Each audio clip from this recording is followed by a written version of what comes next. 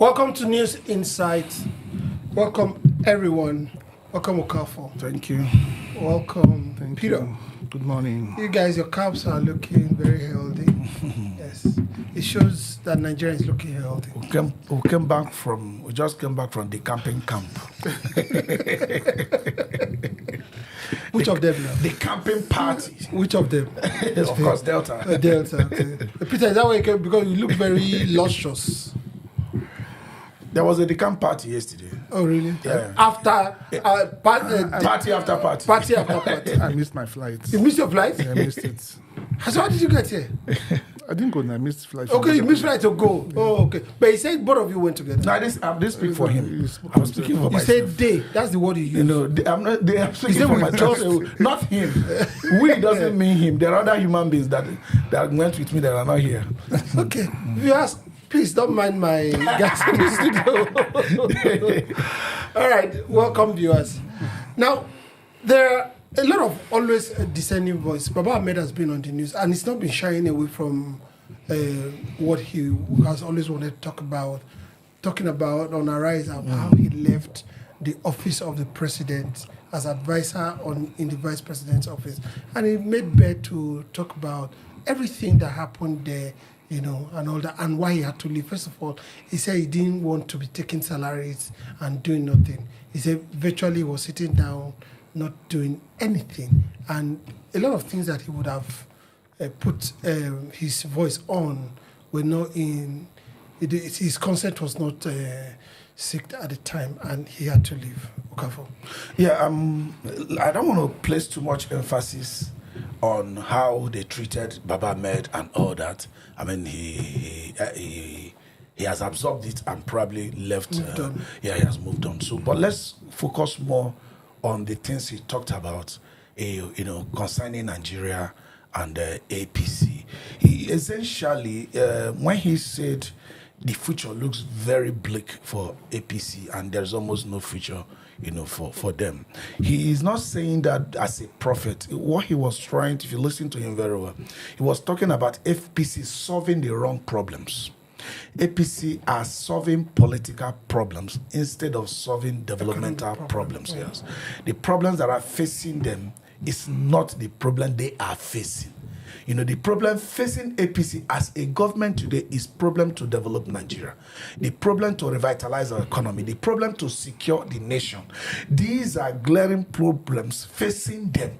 But APC is facing political problems, looking for governors that have defected to their party, celebrating governors who are that won with other philosophy, that won with another ticket, that won from the platform of another party, coming into your party for what? When a governor is even coming from another party to you, should even ask him, why are you coming here?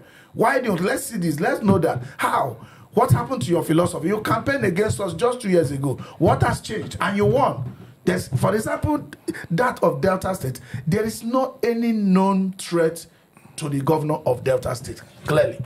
So APC are there, the Asaba was agog. You could see different celebration. Those monies were not funded by owners of supermarkets. Those monies were not funded by salaries. Those money were not funded by labor from people. Eventually, those events were funded from our money. In fact, that's what I wanted to point out. Spending our money for frivolities. I said the jamboree that we saw yesterday, who paid for it? Who paid for that jamboree? So this is what Baba-Ahmed is saying, that governors defecting to APC is not going to help APC by any means. It's not going to help APC. Someone who was the governor in Lagos State, as why you lost it to P2B, if you're even talking about election. And it is not time for election. This is the time for governance.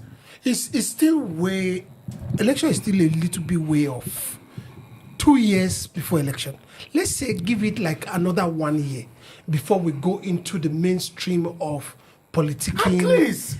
At least 2026. It's still way off. Towards the end of 2026, let's say midway before. In the presence of hunger, insecurity, they are insensitive. I'm sorry that I'm sounding like this, but that's what's on ground. Peter. Well, Hakeem Baba-Ahmed, former publicity secretary of It's still their spokesperson. Yes, Hakeem Baba-Ahmed, yes. A well-respected Nigerian. I've been there, you've seen it all. And he has come to tell Nigerians what you've seen in the government.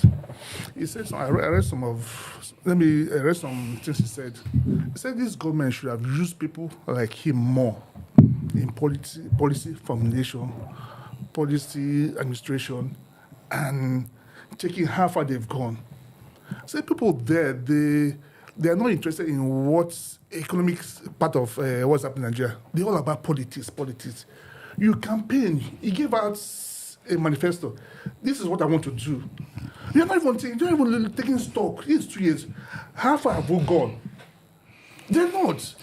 They're busy talking about 2027. So he was there for almost 2 years. Nothing. He couldn't even advise the president. All he could do, they didn't give him the platform. So he found out that it's a waste of time. But this government have their priorities set on 2027, not delivering the promises they made. And within the election, what is their primary target? He said something, and I believed in it, and we've said it here. There's going to be a massive implosion in APC. He can't warehouse everyone with divergent opinions, view about politics. I think there won't be implosion. You have taken everyone, dragging everyone in. And you said this rightly. Tinubu lost in Lagos. Atiku lost in Delta State. Politics now is localized. Yes, national level, unless they want to rig the election. Nigerians now are smarter. Nigerians now don't vote for religion or ethnicity. Nigerians now want to vote for someone that can rescue this country. Now we've gone beyond that level that you'll come and tell us, I'm from East, I'm from West. It's our turn. Our turn to do what? We're giving you 4 years. Come and account for what you've done with 4 years you've given you. As you say, re-election is coming to tell Nigerians, this is what I've done for the first 4 years. What would this administration tell Nigerians they've done for the first 4 years? You said, and it's on record, that if you do not give us power, we should not re-elect you. Yes. And 2 years down the line, we've not seen it. We've not seen anything. Okay, Okafor, I want you to continue on the trend you started on. Yeah. The trend of there's politics, there's economy, there's social. This is like a tripartite stool to which every administration stands on. Now, the time to play politics is, you say, give me this government to govern. Yeah. And I'm going to govern it well. Yeah. Now, in governing, you put aside who voted for you, who didn't vote for you, who is Muslim, who is Christian, who is Hindu, who is Shintoist. You govern them as citizens of this country. What's this hula baloo of making everybody come to one umbrella? Now, you talked about citizens of this country. When you are governing the citizens of the country and you want to solve their problem, you are going to have what we call scale of preference. Okay. Yeah. This scale of preference guides you. You know that no matter how rich a country is, there's no country that operates in unlimited budget. No. Meaning there is opportunity cost in your decision making. Yeah. Now, you are spending too much money on frivolities. Yeah. The things that does not add to the citizen. What is our problem? Number one, insecurity. You didn't start it, but you can't stop it. In fact, you campaigned with it. You campaigned with it. Obviously, it didn't start at your time. At a time. We recognize that. We recognize that. Yes. So at a point, we were almost giving him credit for improvement. Yes. You know, but you know, I told you. It appeared that they've lost focus completely. They've come into politics like, go to Airport Road. You see billboard of telling us to support Asiwaju door-to-door campaign. For what? Everybody in Nigeria knows Asiwaju. So what are you introducing Asiwaju to us? We know him. His works right now should be speaking for us. What campaign do you want? We know him. Every Nigerian know that the president of the Federal Republic of Nigeria is Asiwaju. Why are you wasting money printing those billboards? What are you doing? You have done no work. You are like a cyclic motion, moving, but you are just in one spot. That is not, everybody knows Asiwaju. What Asiwaju needs to do is to let him not fall for the trap of these disgruntled politicians who are seeking for relevance. We voted for Asiwaju. Some of them, the campaign, we didn't vote for, they lost election. Yeah. Asiwaju should be focused. I will encourage him. Let him be focused in these remaining 2 years. Leave Ganduje, Damanko, party people to be doing all that. Their party work. No single resources from the government should go into that. The people want to see a secured Nigeria. Unemployed youth. For example, I talked about scale of preference. Yeah. Even the little ones working little by little, why we give them their credit? Somebody like Wike, FCT minister, because he's a lot better than the former one. Yeah. We are giving him credit. But he also needs to take people in Abuja into consideration.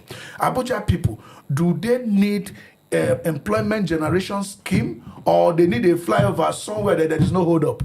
Or a flyover to a place where... Or they need international conference Or they need international conference more center than the economy. That nobody uses, apart from maybe NSC wants to do conference, Corem wants to do conference, Nigeria Bar Association, and I said that they even use this, exactly. Wants to do conference, or all these international body wants to do conference.